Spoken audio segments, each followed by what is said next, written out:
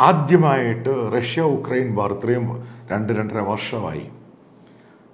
Vladimir പുടിൻ്റെ statement, അതായത് Reuters interview കൊടുത്ത് പറഞ്ഞു അദ്ദേഹം സീസ് ഫയറിന് തയ്യാറാണ്.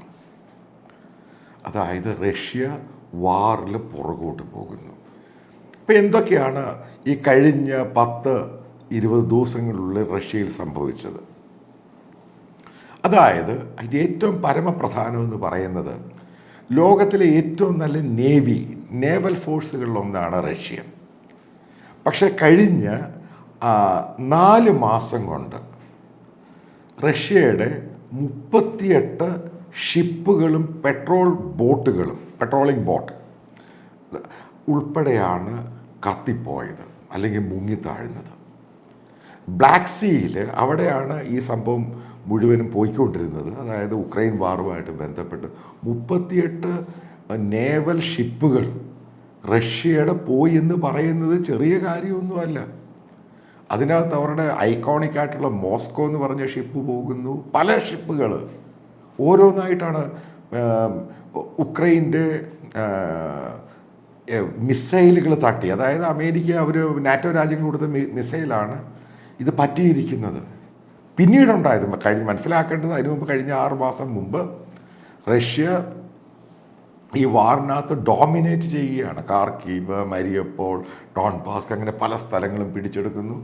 അതിൻ്റെ ഇപ്പോൾ കാർക്കീവിൽ നിന്ന് പുറകോട്ട് പോകുന്നു, മറ്റുള്ള സ്ഥലങ്ങളിൽ നിന്ന് പുറകോട്ട് പോകുന്നു. ഇപ്പം എന്താണ് ഈ സംഭവിക്കുന്നത്? ബേസിക്കലി അതായത് റഷ്യ 2014 പിടിച്ചെടുത്ത ക്രീമിയ, അവിടെയാണ് അവർ ഏറ്റവും കൂടുതൽ ഈ ആമിനേഷൻ ഡിപ്പോ, അതായത് ഉക്രൈനെതിരെ വാർ ചെയ്യാൻ വെച്ചിരുന്ന ആമിനേഷൻ അവിടെയാണ് അവർ സ്റ്റോർ ചെയ്തിരുന്നത്. പല ഭാഗത്താണ് സ്റ്റോർ ചെയ്തിരുന്നത്. അപ്പോൾ അങ്ങോട്ട് വരാൻ വേണ്ടി റഷ്യ പ്രത്യേകം പാലം വരെയാണ് ഉണ്ടാക്കിയത്. ലോകത്തിലെ ഏറ്റവും നീളമുള്ള പാലം എന്ന് തന്നെയാണ് റഷ്യ പറയുന്നത്. ഇപ്പം ഉണ്ടായേക്കുന്ന സംഭവം നമ്മൾ ചിന്തിക്കുന്നതിന് കാരണം ഒരു കാരണവശാലും പുടിന് പോലും ചിന്തിക്കാൻ പറ്റാത്ത രീതിയിലോട്ടാണ് മുന്നോട്ട് പോകുന്നത്.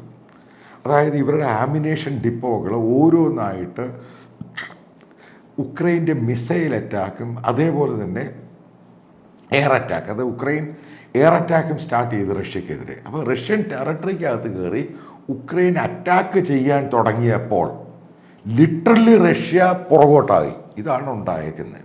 ഇത്രയും നാളും അമേരിക്കയും നാറ്റോ രാജ്യങ്ങൾ റഷ്യൻ ടെറിട്ടറിയിൽ യുദ്ധം ചെയ്യാൻ വേണ്ടി അവരുടെ വെപ്പൺ ഉപയോഗിക്കരുത് എന്ന് പറഞ്ഞിരുന്നു. അതിൻ്റെ പേരിൽ ഉക്രൈൻ അത് ഒരു ലിമിറ്റേഷൻ്റെ അകത്ത് വെച്ച് തന്നെയാണ് വാർ ചെയ്യുക. കാരണം എങ്ങനെയാണെങ്കിലും റഷ്യയുടെ അകത്തോട്ട് ഇവരുടെ വെപ്പൺസ് പോകരുത്. പക്ഷേ ആ നിബന്ധനകൾ മാറ്റി ലിമിറ്റഡ് ആയിട്ട് റഷ്യൻ ടെറിട്ടറിയിലും ഉക്രൈന് വെപ്പൺസ് ഉപയോഗിക്കാമെന്ന് നാറ്റോ രാജ്യങ്ങളും അമേരിക്ക സമ്മതിച്ചു കഴിഞ്ഞപ്പോൾ, വെപ്പൺസ് കൊടുത്തതിനേക്കാൾ ഉപരിയായിട്ട് ഞാനതാ കാണുന്നത്, ആ സമയത്ത് ഇവരുടെ വെപ്പൺ സ്റ്റോറേജും ആമിനേഷൻ ഡിപ്പോയും ഓരോന്നായിട്ട് തകരാൻ തുടങ്ങി. ഇപ്പോഴത്തെ ഏറ്റവും വലിയ ലേറ്റസ്റ്റ് അപ്ഡേറ്റ്സ് എന്ന് പറയുന്ന ടെലഗ്രാമിൽ വരുന്നത്, അതായത് റഷ്യൻ സൈനിക ഉദ്യോഗസ്ഥൻ തന്നെ പറയുന്നത്, ഇപ്പോൾ റഷ്യയ്ക്ക് ഫയർ ചെയ്യുവാൻ വേണ്ടി ആമിനേഷൻ ഇല്ലാതായി മാറി. അതായത് ആമിനേഷൻ വന്നാൽ മാത്രമേ റഷ്യയ്ക്ക് ഫയർ ചെയ്യാൻ പറ്റുകയുള്ളൂ. അതായത് നേരത്തെ ഒരു സമയത്ത് ഉക്രൈൻ ആദ്യം വാറൊക്കെ തുടങ്ങി രണ്ടാമത്തെ ഫേസിലോട്ട് കയറിയിട്ട് ഇവർ വ്യക്തമായിട്ട് റഷ്യക്കെതിരെ ഫൈറ്റ് ചെയ്യുന്ന സമയത്ത് നാറ്റോ രാജ്യങ്ങളും അമേരിക്കയും വെപ്പൺസ് കൊടുത്ത് ഇവർ വെറുതെ 100-200 ഷെൽസൊക്കെ ഫയർ ചെയ്യാൻ തുടങ്ങി.